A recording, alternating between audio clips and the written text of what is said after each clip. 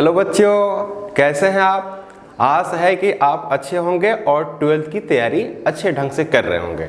Last class में हम लोग पढ़े थे magnetic field due to solid cylinder. मतलब कि मैग्नेटिक फील्ड हमको कैलकुलेट करनी थी इनसाइड सिलेंडर, आउटसाइड सिलेंडर और सिलेंडर के सरफेस पे। ओके, तो हमने बहुत सारी बातें उसमें की थी, तो हमको केस वाइज करके स्टडी करना है। तो केस फर्स्ट है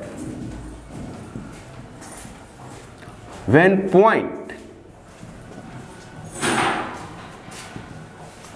point placed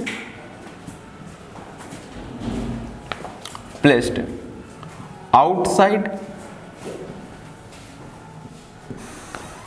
when point placed outside, simple सी बात है ना, point placed outside। तो हम क्या करते हैं, एक सॉलिड सिलिंड्रिकल शेप का है ना, इस तरह का सॉलिड का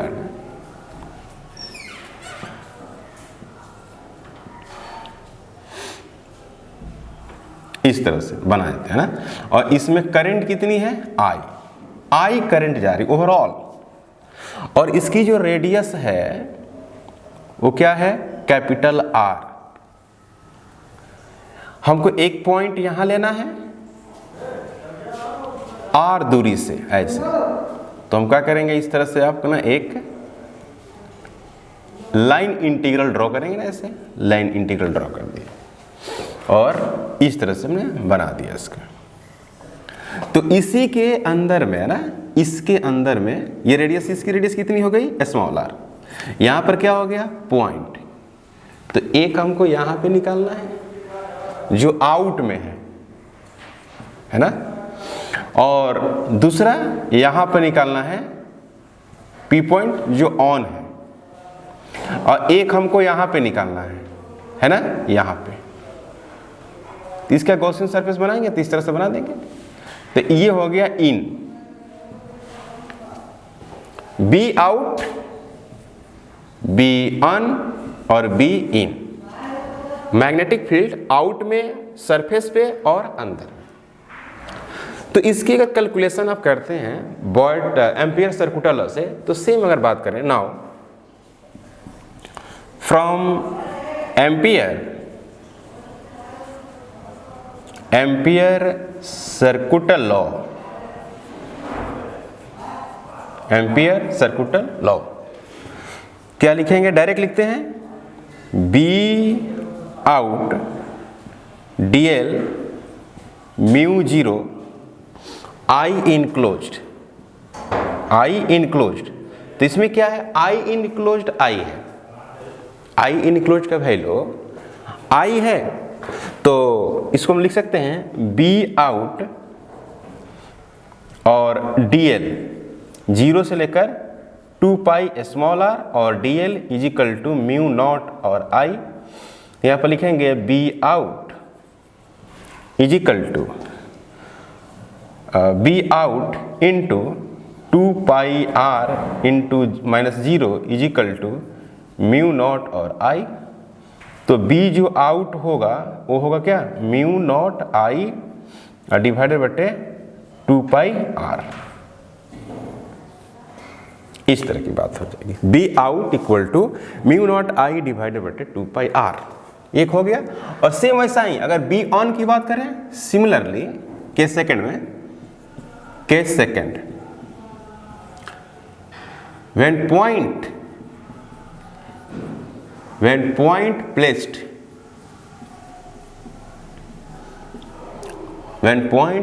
on cylinder, पॉइंट जो है उस सिलेंडर के सतह पर हो, तो क्या होगा, बी ऑन डायरेक्ट लिखते हैं म्यू नॉट आई डिवाइडेड बटे 2 पाई आर। आर बराबर कैपिटल आर, या ऐसे लिख सकते हैं ना, B on equal to mu naught I divided by 2 pi capital R. समझ में आ रही बात भाई, B out mu zero I divided बटे 2 pi R, B on mu zero I divided by 2 pi R. ये वाली जो रिजल्ट है वो कम है और ये वाली क्या है, ज्यादा है, क्योंकि सतह पे है। और एक हमको बात करना है क्या, अंदर में। तो इस बार तो सॉलिड स्फीयर है, सॉरी सॉलिड है, सॉलिड सिलेंडर है, तो इसके में सब जगह करंट होगी, सब जगह कांस्टेंट करंट होगी। तो पूरा कैपिटल आर रेडियस में आई करंट है। कैपिटल आर रेडियस में कितनी करंट, आई करंट है। तो हमको छोटा वाला आर रेडियस में कितनी करंट होगी, तो छोटा वाला आर, हम इन की बात कर रहे हैं, इन की, है ना, case third, case third, when point placed, when point placed inside solid cylinder,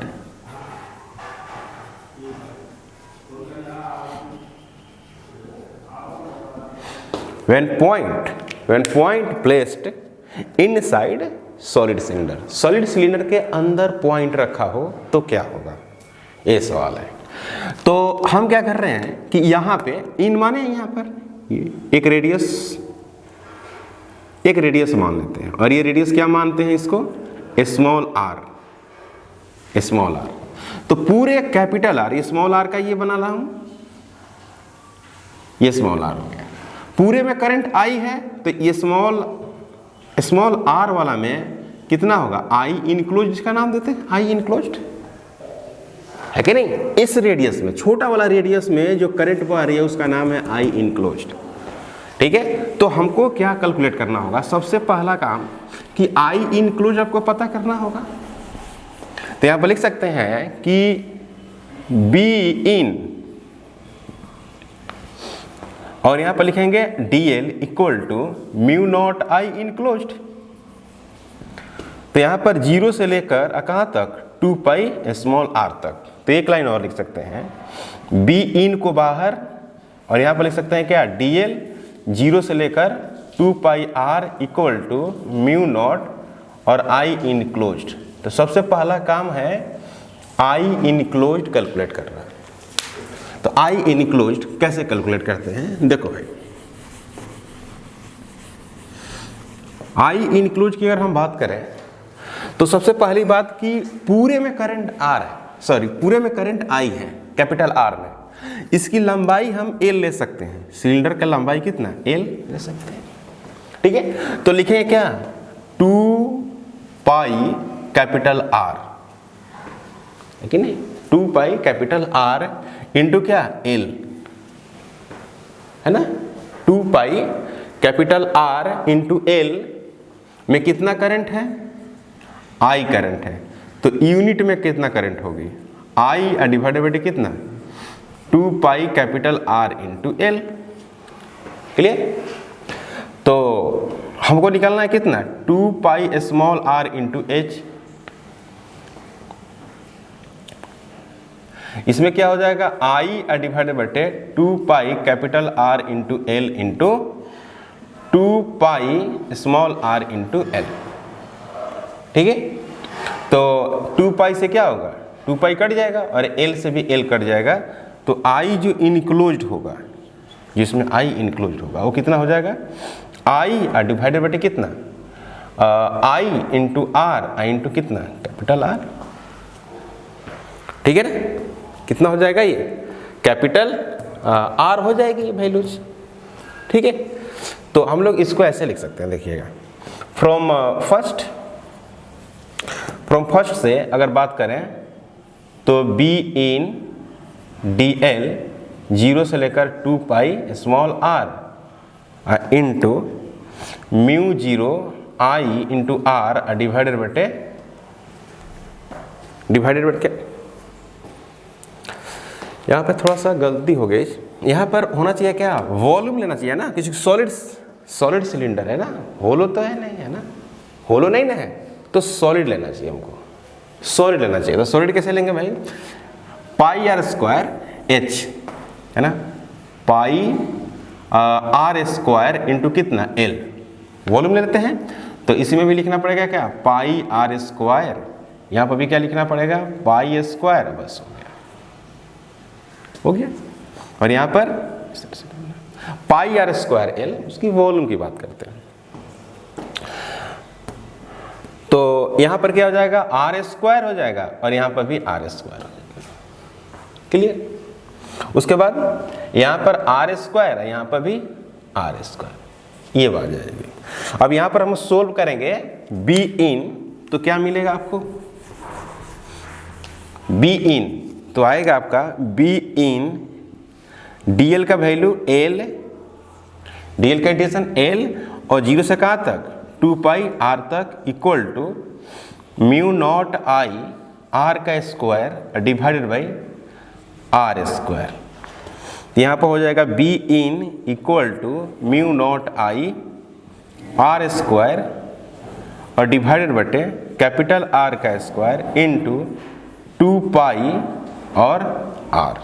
तो एक आर से एक आर कट के जाए तो बच जाएगा आपको बी जो इन होगा, बी इन वो होगा mu naught I are divided बटे 2 पाई कैपिटल आर का स्क्वायर, ये रिजल्ट होगा।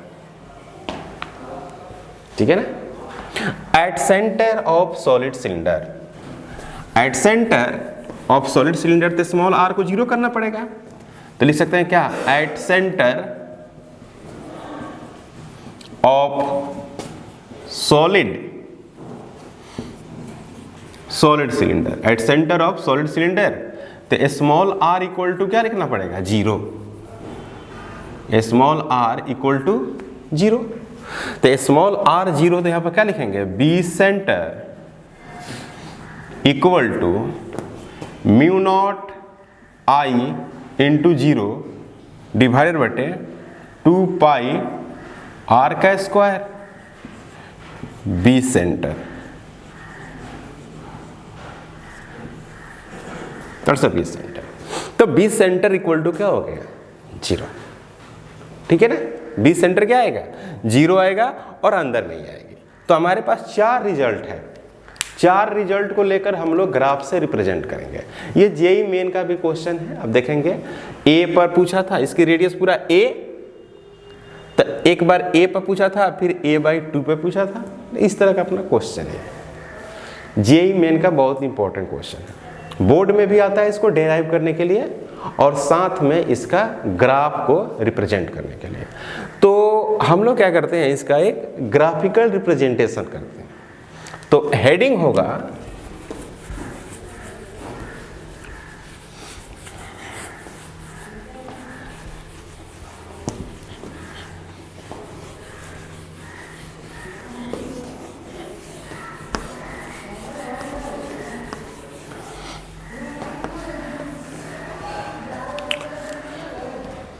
Graphical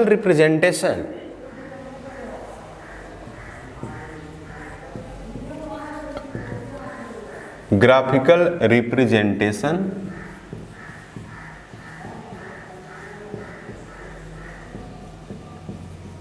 of magnetic field.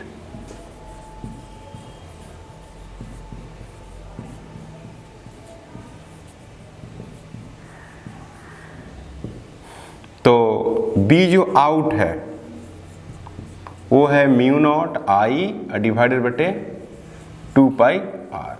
ठीक है। जो बी ऑन है वो है म्यू नॉट आई डिवाइडेड बटे 2 पाई कैपिटल आर। यहाँ पर आर बड़ा है, यहाँ पर आर है, और be in mu naught I are divided बटे 2 पाई आर का स्क्वायर। ये कब की बात है, जो अंदर में है। बी सेंटर क्या है, 0 है। ये कब की बात है, जब स्मॉल आर बराबर क्या है, 0 है ना भाई। तो अब इसको हम लोग रिप्रेजेंट कर सकते हैं। इधर हमने ले लिया है मैग्नेटिक फील्ड और वो है टेस्ला में, और इधर जो है,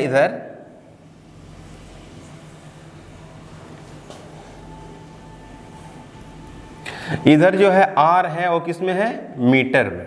आर मीटर में लिया, बी टेस्ला में है और आर मीटर में। इसको रिप्रेजेंट करना भाई, r बराबर यहाँ पर 0 है तो मैग्नेटिक फील्ड क्या है, 0 है। अंदर में क्या है, स्ट्रेट लाइन है। अंदर में अगर हम बात करें बी इन तो ये क्या हो गया, r। Be in directly proportional r, straight है, बिल्कुल स्ट्रेट, सीधा चल रही है कि नहीं। तो ये पता है कि यहां तक r बराबर r तक, मतलब सतह पर, सेंटर से लेके सतह तक स्ट्रेट लाइन होगी और सेंटर पर 0 होगी। दो बातें, सेंटर पर 0 और उसके बाद स्ट्रेट लाइन। कहां तक स्ट्रेट लाइन होना चाहिए, सतह तक। सतह का मतलब small r equal to capital R, surface आ गया। और यहीं पे क्या हो गया, मैक्सिमम हो गया, मैक्सिमम। ये हो गया बी इन R, ये हो गया बी ऑन सरफेस पे, और इस सरफेस पे मान कितना होगा, ये वाली वैल्यू होगा, इसको बी ऑन कहेंगे, ठीक है। और उसके बाद क्या हो गया, 1/r,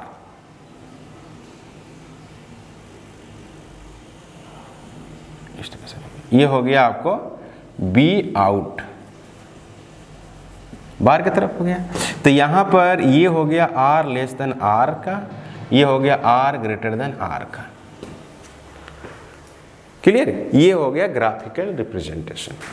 इस पे हम लोग एक छोटा सा क्वेश्चन करेंगे ना, कुछ क्वेश्चन करेंगे, बोर्ड लाइव क्वेश्चन, ठीक है। तो इस पे हम लोग क्वेश्चन स्टार्ट करते हैं। एक सिंपल क्वेश्चन है आपके पास। क्वेश्चन है कि a thin but long hollow cylinder tube, तो होलो सिलेंडर का मतलब पाइप है, ट्यूब जैसा मतलब कि पाइप कह सकते हैं। तो a thin but long hollow cylinder tube of radius small r, मतलब इस तरह का एक ट्यूब है ऐसे, ठीक है ना। और इसमें करंट कितनी है, I करंट है, इसकी रेडियस कितनी है, स्मॉल r है। Carries A current I along its length, length के along करंट है, इस तरह से। Find the magnitude of magnetic field at A distance r/2 from the surface. r/2 पे निकालना है आपको, है ना। तो अगर सॉल्यूशन की बात करें, तो अगर a की बात करें, है ना, तो डिस्टेंस जो है, डिस्टेंस वो कितनी है, r/2, r/2 यहां पर लिखा है फ्रॉम द सरफेस, सरफेस से r/2, एक बार इनसाइड मतलब अंदर में, एक बार आउटसाइड, ठीक है ना। तो इसकी अपनी रेडियस खुद r है, समझिए बात को।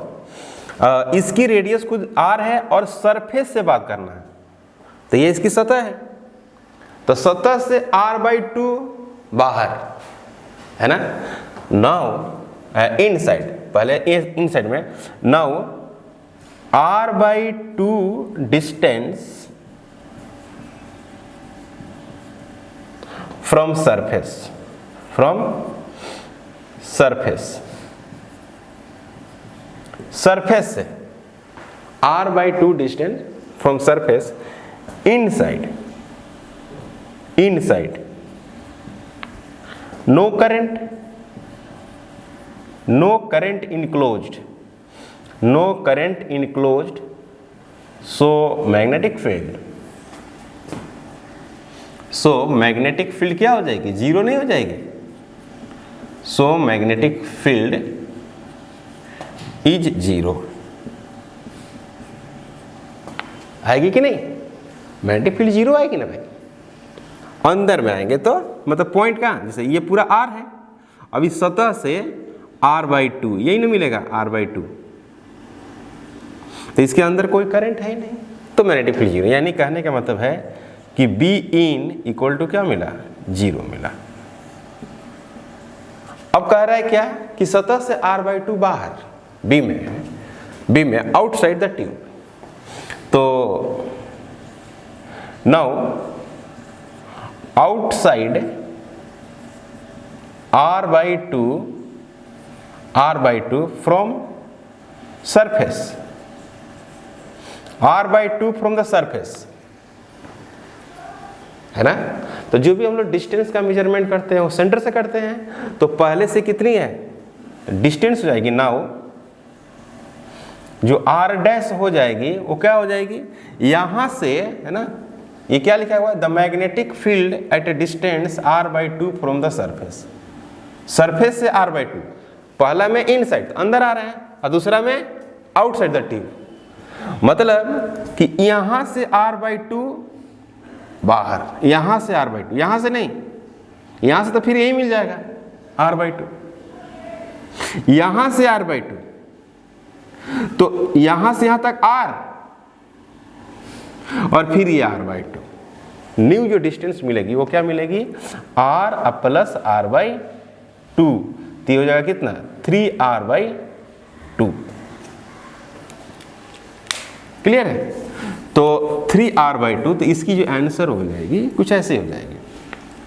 आउट वाला फॉर्मूला लिखना पड़ेगा, यानी B out is equal to mu naught I divided बटे 2 पाई r डैश। तो यहाँ पर लिखे हैं क्या, म्यू नॉट आई डिवाइडेड बटे 2 पाई r डैश, r डैश का मतलब 3r/2, 3r डिवाइडेड बटे कितना 2, ये हो गया ना, 3r डिवाइडेड बटे कितना 2। तो यहां पर हो गया क्या, B out is equal to, ये 2 से 2 कटेगा तो मिलेगा क्या, म्यू नॉट आई डिवाइडेड बटे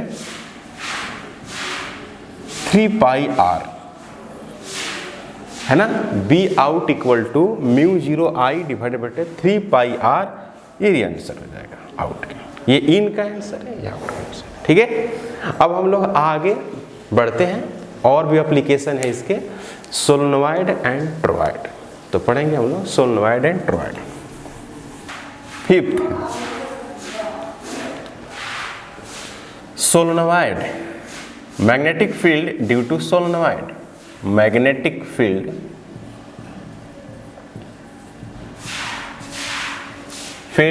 due to solenoid, due to solenoid and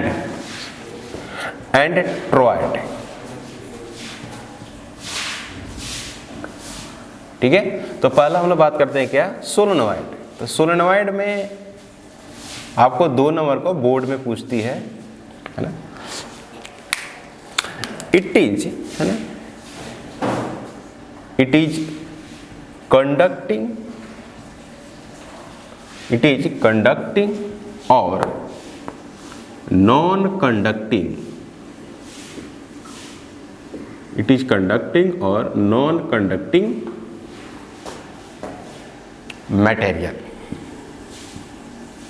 material having several, है ना, सेवरल वायर वाउंड, ठीक है।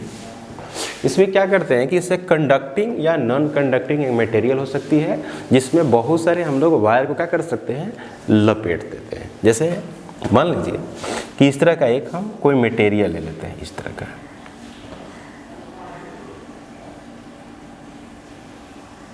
इस तरह,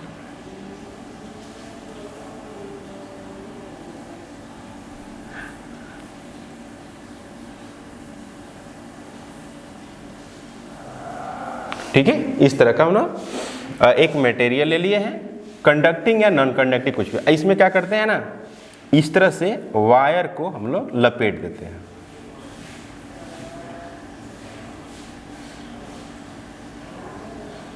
इस तरह से हम लोग वायर को लपेटते हैं।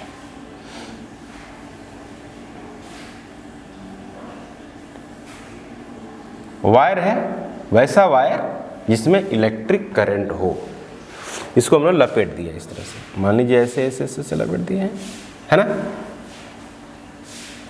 इस तरह से, इस तरह से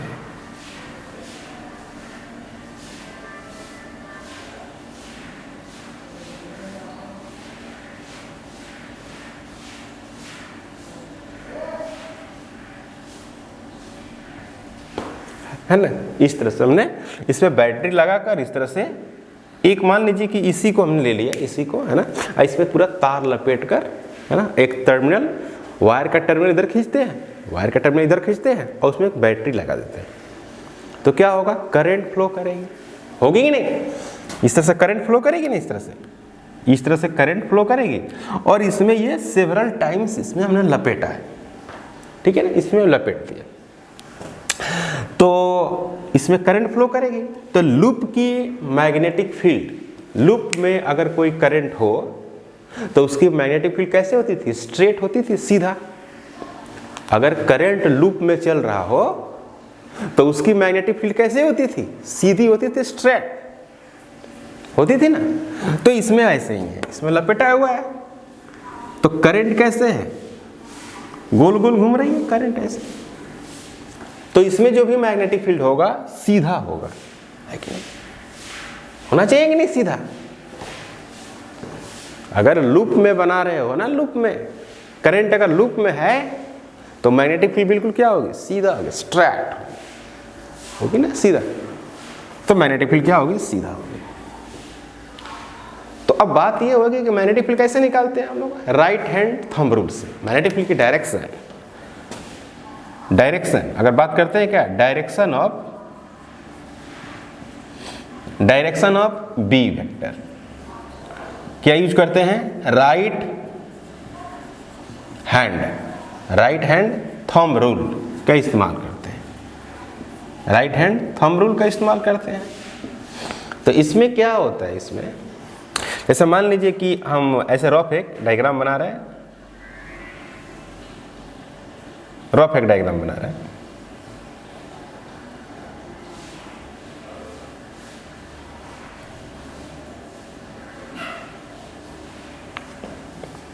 है ना। मान लीजिए कि ये राइट हैंड है ना, राइट हैंड,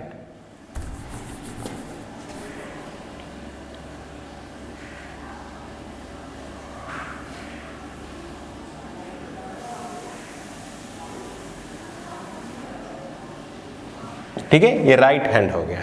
तो ये सब जो है ना फिंगर्स है ना, फिंगर्स, तो ये बताएगी लूप ऑफ करंट या डायरेक्शन ऑफ करंट, है ना। ये बताइए क्या, डायरेक्शन ऑफ करंट, समझिएगा। फिंगर्स है ये,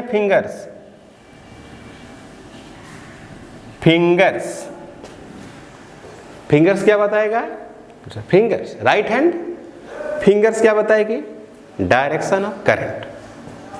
ये कौन है, थंब,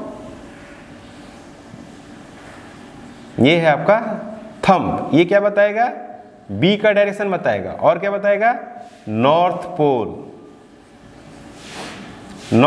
और स्कूल में आप पढ़े होंगे ना कि जहां पे नॉर्थ होगी वहां पे साउथ पोल होगी ही होगी। तो जिधर नॉर्थ होगी उसके उल्टा में क्या हो जाएगी, साउथ हो जाएगी। क्लियर। तो इस बात को ध्यान रखते हैं भाई, फिंगर्स करंट की डायरेक्शन, और ये वाली मैग्नेटिक फील्ड का डायरेक्शन, मतलब ये नॉर्थ हो जाएगी, थंब क्या हो जाएगी, नॉर्थ।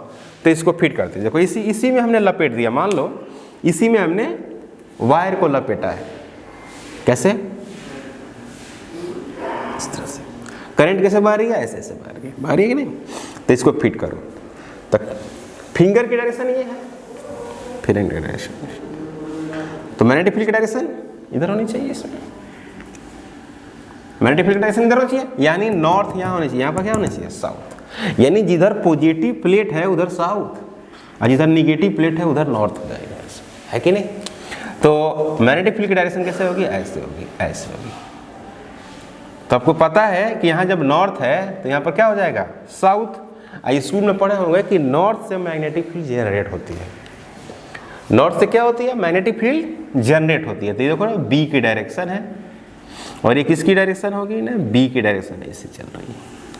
यानी इसी की डायग्राम को अगर यहाँ हम बनाते हैं तो आपको कुछ ऐसा नजर आएगा, देखो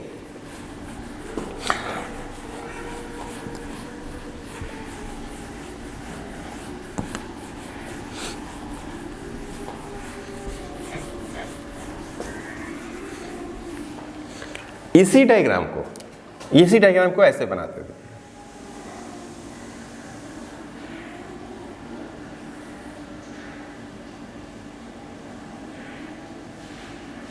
तो ये हो गया नॉर्थ और ये क्या हो गया साउथ, ऐसे है ना, ऐसे। अब ऐसे क्या है भाई, बहुत सारी लाइनें होगी ना, ऐसे बहुत सारी लाइनें होगी ऐसे।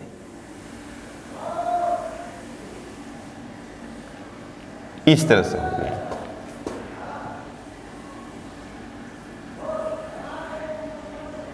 ऐसे बहुत सारी लाइनें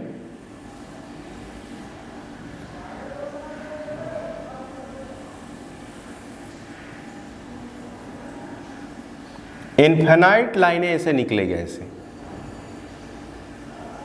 ठीक है, इस तरह से बना।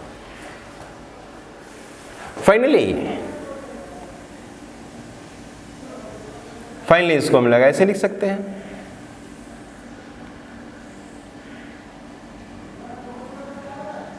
है ना। ये हो गया कौन, साउथ, और ये क्या हो गया नॉर्थ। यहां पर पोल स्ट्रेंथ पॉजिटिव, यहां पर pole strength negative, just like ऐसा, जस्ट लाइक चार्ज की तरह, बिल्कुल जैसे चार्ज में होती थी ना, इलेक्ट्रिक चार्ज में, सेम ऐसा ही, जस्ट लाइक इलेक्ट्रिक चार्ज में इसी तरह की बात हम लोग करते थे, है ना। निगेटिव पॉजिटिव पोल स्ट्रेंथ, और ये अपनी मैग्नेटिक फील्ड। इसको हम लोग एक वर्ड नाम देते हैं, इसको नाम देते हैं क्या, बार मैग्नेट। क्या नाम देते हैं, बार मैग्नेट, ठीक है ना। तो इसी में हम लोग का अभी कैलकुलेशन होगा क्या, calculation of magnetic field due to solenoid, है ना। तो कैलकुलेशन ऑफ, इसी में कंटिन्यू करना है, calculation of magnetic field, calculation of magnetic field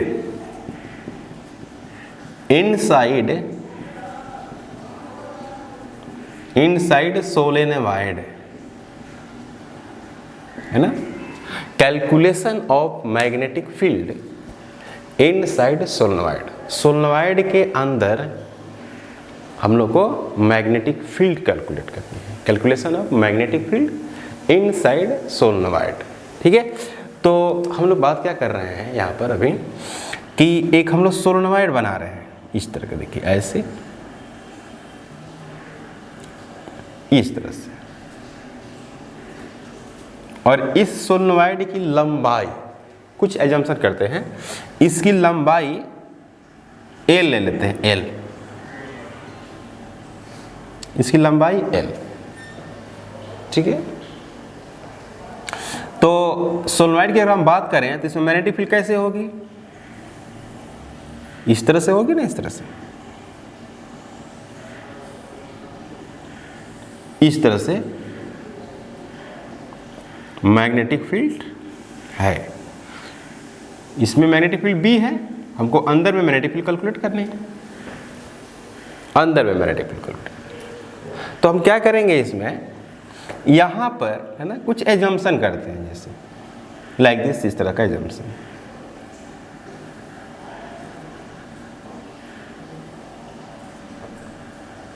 इस तरह से हम लोग एक लूप बनाते हैं, इसको लूप, इस तरह से। और ये लूप क्या है, P Q R S, और लगभग इसकी लंबाई L अपना मान रहे हैं। तो फ्रॉम बायोट सावर्ट लॉ से अगर बात करें, नाउ फ्रॉम, पहले तो एजम्पशन मानना है भाई, इसमें स्मॉल n एक मानते हैं, इसको मानते हैं क्या, number of turns per unit length,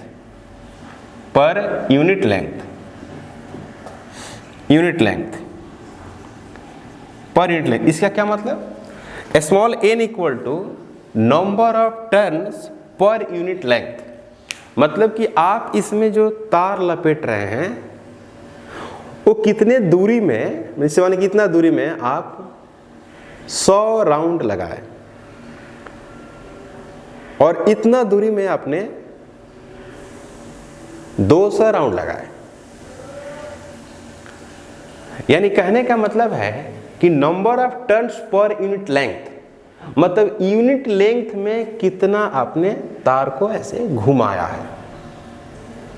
एक राउंड का मतलब पूरा एक बार ऐसे यहां से स्टार्ट करिए, घुमा दीजिए इस तरह से। तो स्मॉल n उसका हम लोग सिंबल दिए। जैसे मान लो कि 1 मीटर में 100 राउंड आपने लगाया है, इस तरह से 100 राउंड। 1 मीटर तार हो, 1 मीटर लंबा हो, 1 मीटर लंबा। ये जो कंडक्टिंग या नॉन कंडक्टिंग जो बॉडी थी, जैसे कंडक्टिंग बॉडी है या नॉन कंडक्टिंग बॉडी है, ये वाली सिलेंडर का, ये मान लो 1 मीटर की है, इसमें आपने 100 राउंड ऐसे घुमाया। और कोई दूसरा कंडक्टिंग बॉडी है, उसमें आपने 1 मीटर में ही 1000 राउंड घुमाया, तो मैग्नेटिक फील्ड 1000 राउंड वाली ज्यादा हो जाएगी। क्योंकि ज्यादा आपने तारों को लपेटा है तो ज्यादा रिंग की संख्या हो गई ना, है कि नहीं? तो मैग्नेटिक फील्ड का मान क्या होना चाहिए, बढ़ जाना चाहिए।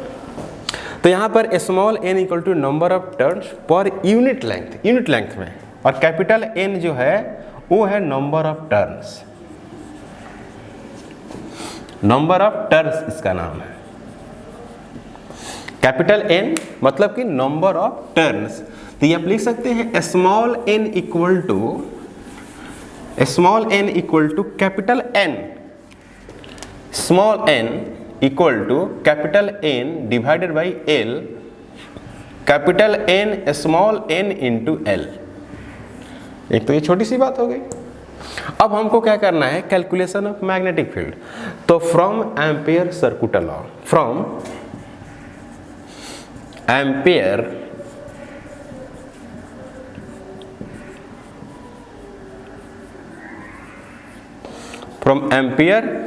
Circular law. तो एम्पियर सर्कुलर लॉ से अगर बात करें तो ऐसा लिख सकते हैं क्या, B और dl mu naught I enclosed, ऐसे लिख सकते हैं। तो हम लोग इसमें एम्पियर सर्कुलर लॉ यूज करना चाहते हैं, तो मैंने एक लूप फॉर्मेट कर दिया है ना, और इसमें हम एम्पियर सर्कुलर लॉ को इस्तेमाल करते हैं। पहली बात की जो I इनक्लोज्ड है, I इनक्लोज्ड वो कितना है भाई, I है, I इनक्लोज्ड I है। और यहां पर हम लिख सकते हैं क्या, B, इसको ऐसे लिख सकते हैं, देखिएगा B हम लिख सकते हैं क्या, B और dl, ऐसे लिख सकते हैं B वेक्टर dl P से Q plus B vector dot dl Q से R, B vector dot dl R से S और प्लस S से P, B vector dot dl equal to mu naught और I। क्लियर है? P से Q, B vector dot dl vector plus Q से R, B vector dot dl vector plus R से S, B vector dot dl vector plus S से P, B vector dot dl vector. अब ये complete loop बन गया ना। ये S से कहां आ गया, P आ गए, P से स्टार्ट किया था मैंने, P से आ गया, है ना। तो अब करंट कितना थी इसमें, जो बैटरी लगाकर जो करंट दिया गया था सोलनॉइड में वो I थी। तो अगर यहां पर देखा जाए तो क्या मिल रहा है, इस डायग्राम पे जरूरत है, देखिएगा P से Q में देखा जाए तो ये वाली लंबाई, तो जिधर हम चलते हैं, है ना, इसमें B की दिशा किधर, इधर है, B की दिशा इधर थी ना, तो B की दिशा इधर है और आप जा इधर रहे हैं, तो आपको थीटा कितना मिलने वाला है, 0 डिग्री। पक्का? आप जा रहे हैं इधर और बी इधर, तो बी की दिशा और डीएल की दिशा दोनों क्या है, सेम है, तो आपको थीटा क्या मिलेगा, 0 डिग्री मिलेगा। तो P से Q B vector dot DL vector ये 0 डिग्री मिलेगा। यानी आप ऐसे लिख सकते हैं आराम से, P से Q बी डीएल और cos 0।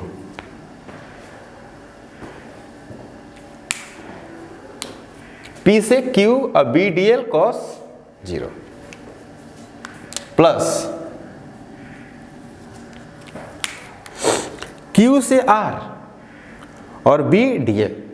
देखो भाई, Q से R जा रहे हैं, तो Q से तो R जा रहे हैं तो बाहर चले गए ना, ये पूरा लाइन यहां तक थी ना, ये पूरा लाइन इधर थी, तो बाहर चले गए ना, तो बाहर B क्या है, 0 है, पहली बात। दूसरी बात कि DL किधर हो गया, इधर, अब B किधर हो गया, कुछ पार्ट्स में, जैसे इसके अंदर तो B है ना भाई, इसके अंदर B 0 है, इसके अंदर B है, इसके अंदर B 0, इसके अंदर B है, तो जब B है तो B इधर है, अजा कहाँ रहे, ऊपर, तो ये हो गया cos 90, तो cos 90 क्या हो जाएगा, 0।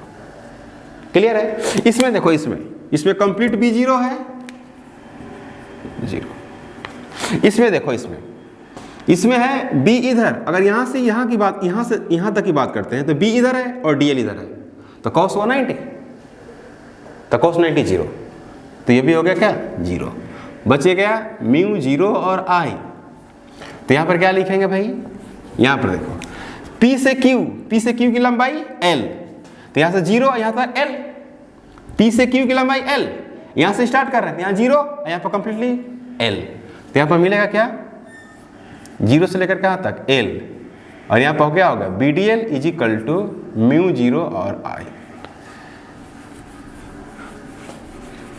मिलेगा कि नहीं मिलेगा? तो यहाँ पर क्या हो गया, B, और यहाँ पर क्या हो गया, DL, और यहाँ पर क्या हो गया, म्यू 0, और ये हो गया I। ये हो गया 0 से लेकर कहाँ तक, L तक। तो मिलेगा आपको क्या, जरा देखिए भाई, तो यहाँ पर क्या हो गया, B DL का L, और 0 से कहाँ तक, L, म्यू 0 और I, तो यहाँ पर हो गया B, है ना, B, और यहाँ पर क्या हो गया, L minus 0 is equal to mu 0, और यहाँ पर क्या हो गया, I। क्लियर? तो यहाँ पर मिलेगा क्या, B equal to mu 0 I divided by small l।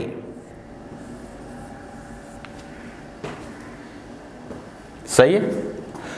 ये मैग्नेटिक फील्ड है, ये magnetic field due to solenoid हुआ।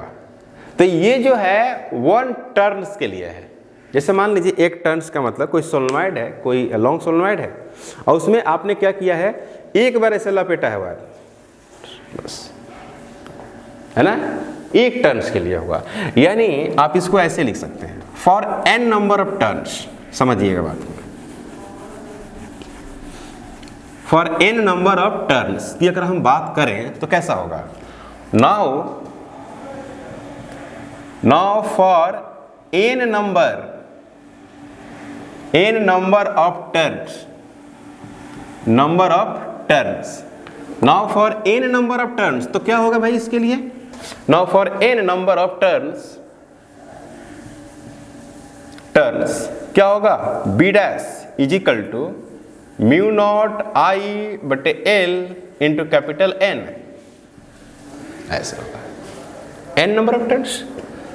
इसको लिख सकते हैं क्या, इसी को B ही लिखिए, कोई दिक्कत नहीं है, B बराबर म्यू 0 I कैपिटल N बटे L, number of turns per unit length क्या पढ़ते हैं, स्मॉल n, तो small n mu 0 I।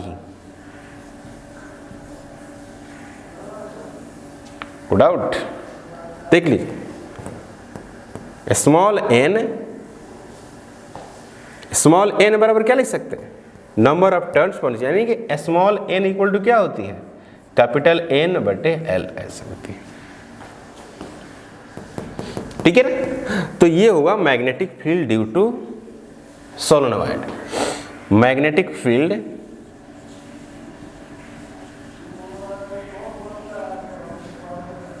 Field due to solenoid. अब मान लीजिए कि आपको नंबर ऑफ लेयर्स बढ़ा रहा हो, अब number of turns per unit length बढ़ेगी तो मैग्नेटिक फील्ड क्या करेगी, बढ़ेगी। यानी मैग्नेटिक फील्ड दो बात पर डिपेंड करती है, एक तो करंट, यानी करंट का अमाउंट अगर बढ़ती है तो मैग्नेटिक फील्ड क्या करती है, बढ़ेगी। तो यहाँ पर नोट में कुछ बातें करते हैं। नोट में पहली बात क्या है कि when current increase, when electric current, when electric current increase then magnetic field of solenoid increase, magnetic field of solenoid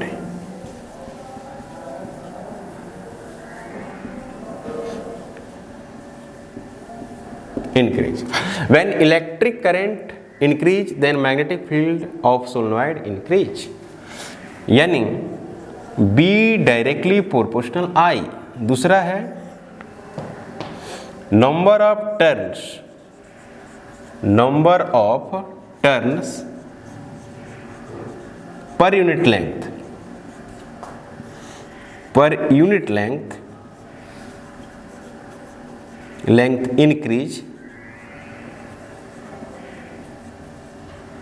then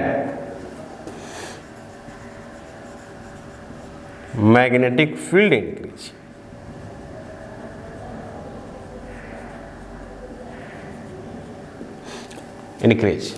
अब एक वर्ड आता है, क्वेश्चन आती है इस पर, है ना, कि number of layers increase, magnetic field increase, number of layers का मतलब ऐसा हुआ कि जैसे मान लो किस तरह का नंबर ऑफ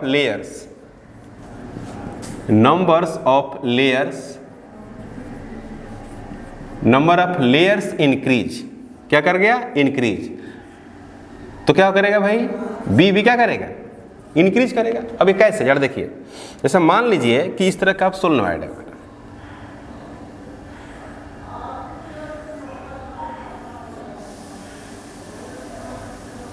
अब इस तरह से आपने ये क्या कर दिया, इस पे तार को ऐसे लपेटा है,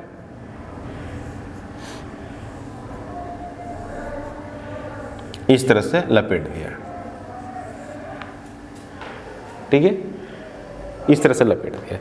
तो इसकी तो आपको मैग्नेटिक फील्ड पता है, B equal to mu 0 I into small n, ये होगी मैग्नेटिक फील्ड, इसकी मैग्नेटिक फील्ड। अब इसमें क्या करते हैं ना कि एक और लेयर इस पे क्या करते हैं, लपेटते हैं इसी पे, ऐसे जैसे इस तरह से,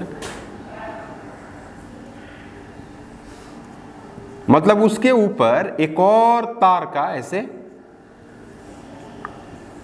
उसके ऊपर एक और तार का इसी तरह से कवर बनाकर रख दिया। तो करना कुछ नहीं है, मान लीजिए कि n लेयर्स है, कितना है, n, नंबर ऑफ क्या हो गया, नंबर ऑफ लेयर्स। तो जो फाइनल जो मैग्नेटिक फील्ड होगी, now B dash is equal to B into n। तो mu 0 I small n into capital N, जहां पर क्या ये नंबर ऑफ लेयर्स। तो 5 लेयर हो, 10 लेयर हो, जितना भी मैग्नेटिक फील्ड आप निकाले हैं, magnetic field due to solenoid, उसमें नंबर ऑफ लेयर से क्या करना है, आपको मल्टीप्लाई करना रहता है। और होना भी चाहिए, क्योंकि नंबर ऑफ टर्न्स बढ़ ही रहे हैं और करंट की अमाउंट बढ़ रही है, तो फाइनली क्या होना चाहिए, मैग्नेटिक फील्ड बढ़ जानी चाहिए। ठीक है ना, ठीक है।